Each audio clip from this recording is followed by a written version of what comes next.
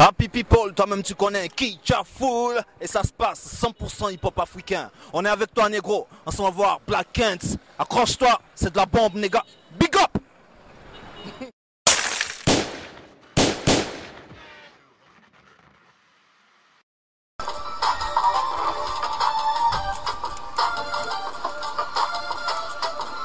Du sang sur le RAP, chirurgie esthétiquée. Dis-moi ce que tu fais, je te dirai qui tu es.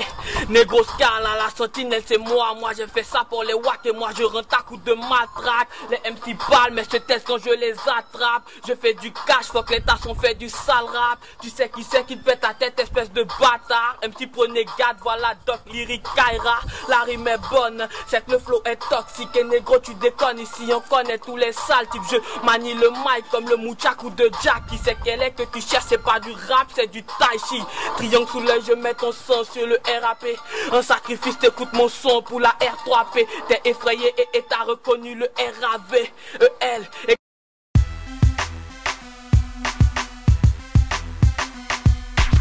Les gars, 100% hip-hop africain, ben comme prévu on est sur place, on va voir Black Kent. Tu me suis les gars? Le style quitte à avoir une fausse canne. J'écris avec le stylo de l'avocat de Strauss-Kahn. Je boxe avec les mots jusqu'à Parkinson. Mes tracteurs ils jaune, Bart Simpson. J'ai peut-être pas la voix de mon gars Kim Sopra, mais si je suis sur un banc, c'est que c'est le fauteuil d'Oprah. Tu reconnais ton boy Black. Yeah, je suis prêt à kiffer toute la night.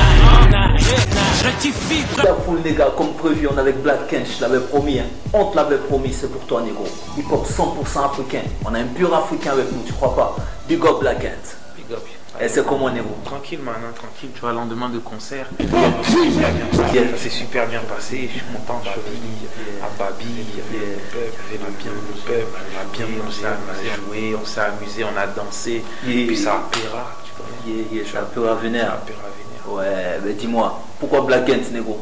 Black Kent tout simplement parce que moi je kiffe Superman depuis que je suis gamin, Kent, donc pour Clark Kent. Ah ouais. Tu vois, donc la double personnalité, le côté vie de tous les jours et super-homme, voilà, une vie parallèle qu'il a aussi. Aujourd'hui j'ai eu la chance de continuer mes études. Parallèlement à ça je fais du peura, et donc cette dualité là en fait colle bien avec le personnage de Kent, puis Black tout simplement pour le bled, hein, tu vois. Si négro, voilà. Ouais, c'est big up, franchement. Merci. Ouais, mais dis-moi, depuis quand le déclic en fait? Moi j'ai commencé à rapper, j'avais 12-13 ans. J'écrivais un peu avant ça déjà, mais j'ai commencé à rapper à 12-13 ans. Et en fait, on va dire quand je suis arrivé en France, avec Marvin Curtis qui est là, des rencontres, j'ai intégré un collectif à Bordeaux qui s'appelle le 99 Projet, exact. Et en fait, de rencontre en rencontre, on s'est rendu compte qu'il y avait quelque chose à faire. On a saisi des opportunités. On a rencontré des bonnes personnes, j'ai eu de la chance. Et voilà, à un moment donné, on est pris dans le truc, on ne se rend pas trop compte, mais on est en train de devenir plus sérieux, plus régulier, plus organisé. Et puis voilà, ça se fait au fur et à mesure. Il n'y a pas un truc en particulier qui se passe, c'est un ensemble d'événements, un enchaînement d'événements qui font que. Et c'est ton boy Black aujourd'hui. C'est Black Kent, négro. Yeah. C'est rien pour toi, c'est pour que tu kiffes. Mais ça se passe, négro. Dis-moi, qu'est-ce que t'aimes dans le hip-hop? Normalement, dans le hip-hop, qu'est-ce que... Moi, j'aime les gens qui s'assument, qui assument leurs idées, qui assument leurs choix artistiques, que ce soit du hip-hop pur ou autre chose. Pour moi, être hip-hop, c'est s'assumer. Aussi simple que ça. C'est-à-dire que le mec qui va faire un hip-hop plus conscient, plus posé, à partir du moment où c'est son state of mind, son état d'esprit à ce moment-là, et qu'il ne le fait pas pour répondre à une attente d'un public en particulier, à un moment particulier. Si c'est sa vibe qu'il y a, et s'il veut faire un hip-hop un peu plus caraïbéen, un hip-hop un peu plus hispanisant, un hip-hop en ouchi, à un moment donné, qu'il le fasse. Ça, c'est être hip-hop, s'assumer. Maintenant, quand tu commences à faire des trucs par rapport à ce qu'on te dit, ou à ce que les gens attendent, ou à ce que... là, tu rentres dans un autre type d'état d'esprit, et pour moi, c'est plus être hip-hop. C'est cette spontanéité-là que moi, je kiffe dans le hip-hop. La spontanéité. Bien ou quoi? Toujours bien. Dis-moi frérot, quelles sont tes sources d'inspiration? Qu'est-ce qui t'a inspiré? La vie de tous les jours. Moi aujourd'hui, j'ai la chance de faire ce que je fais. La vie de tous les jours. Faut continuer à vivre. continuer à rencontrer des gens, continuer à partager, continuer à discuter. On se sert de tout ce qu'on voit, tout ce qu'on entend. En tout cas, moi, je me sers de tout ce que je vois, tout ce que j'entends, les personnes que je rencontre, pour retranscrire ça, que ce soit en termes d'émotion, que ce soit en termes de punchline, que ce soit dans les thématiques, ou même dans la couleur musicale. Et c'est ça mon inspiration. Il n'y a pas de formule magique, il n'y a pas d'herbe médicinale, tu vois. C'est vraiment ça, le partage. C'est pour ça que je dis, il faut juste continuer à vivre. Parce que vivre, c'est pas forcément être en vie. Vivre, partager, avoir des expériences, vivre des trucs, ressentir des trucs, c'est ça, vivre. Prendre et ensuite redonner. Redonner. Ouais. Merci pour le message, frérot. Ça se passe. Non, mais dis-moi, quelle est ta lecture du hip-hop africain? Pour toi, le hip-hop africain se comporte comment? Moi, je trouve que les rappeurs africains ont quand même une... Déjà, ils sont très stricts. C'est très très bien ça, parce qu'ils sont très exigeants. Par rapport au public africain, ils sont très très exigeants, parce qu'ils sont connaisseurs de bonne musique, que ce soit hip-hop ou de la musique purement afro. Ils sont connaisseurs, donc ils sont exigeants. Aujourd'hui, en dehors de la qualité, ce qui manque au hip-hop africain, c'est de l'organisation et des infrastructures, donc des moyens. Parce qu'il y a des rappeurs. Il y a des rappeurs, de toute façon on les voit, les rappeurs qui pètent en France, ils sont d'origine africaine. Tu vois. Donc il y a quelque chose. Maintenant, il faut juste avoir cette organisation et que les gens ici commencent à y croire. Si beaucoup de gens commencent à croire en ce mouvement, il va prendre de plus en plus d'ampleur. Et ces dernières années, on l'a vu, de toute façon. On l'a vu, que ce soit ici, ou au Sénégal, ou moi je mets un mouvement hip-hop dans sa globalité. Je pense au Nigeria, où il y a tous ces groupes-là, hip-hop R&B, que ce soit P-Square, ou même ou même Joie, ou même au Zaïre, enfin au Congo, Kinshasa. Il y a des choses qui se passent.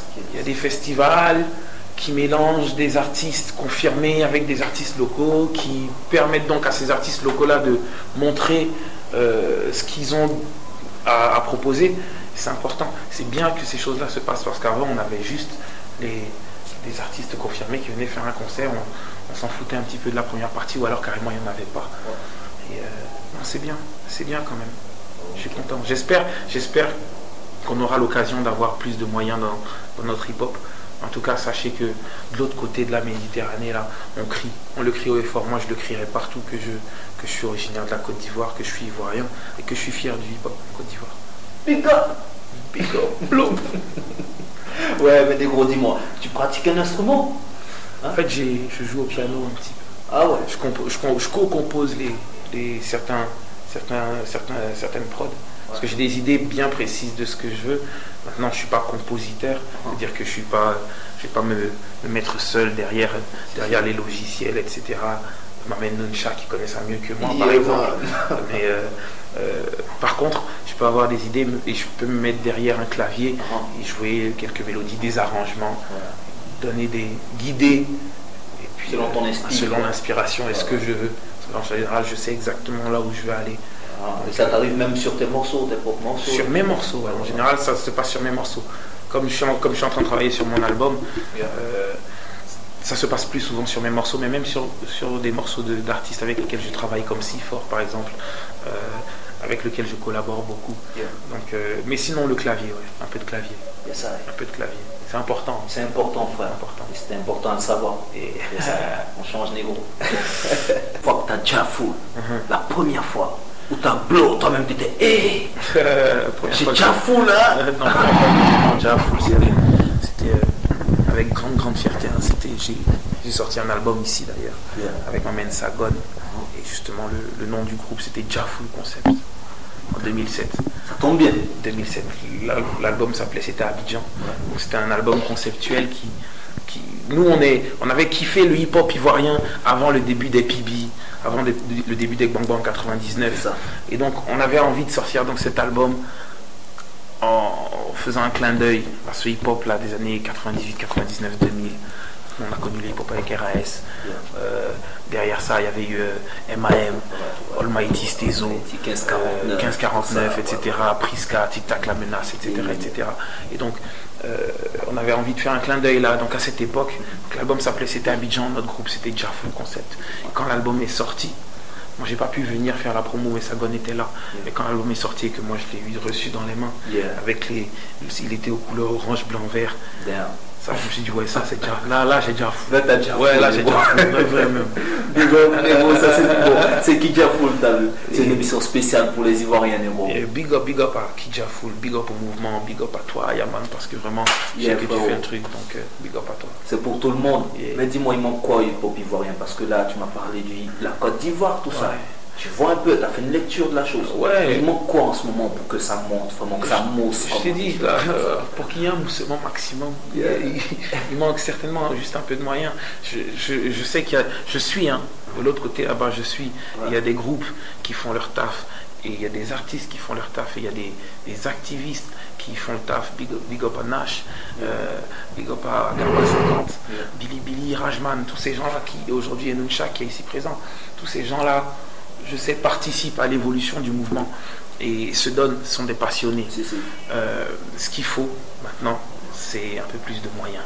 Alors les moyens, où on les trouve, on essaie d'organiser des événements à gauche, à droite, on essaie d'avoir des subventions à gauche, à droite, mais bon, c'est compliqué parce que le pays est en train de se reconstruire. Donc il faut être patient, il faut faire, il faut donner au public, aux amateurs de hip-hop. Il faut donner, il faut enregistrer, donner. Et à un moment donné, ça va prendre. On a des radios comme Jam FM aujourd'hui.